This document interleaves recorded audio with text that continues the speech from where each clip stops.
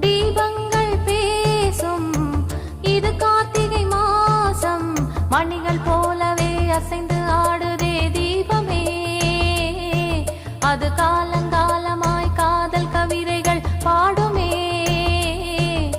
முத்து முத்து விளக்கு முத்தத்துல இருக்கு, முத்து பொண்ணு சிரிச்சா வெக்கத்துல, பக்கத்துல நெருப்பா அத்தமாக இருக்கா, முத்தம் ஒண்ணு கொடுத்தா குத்தமில்ல.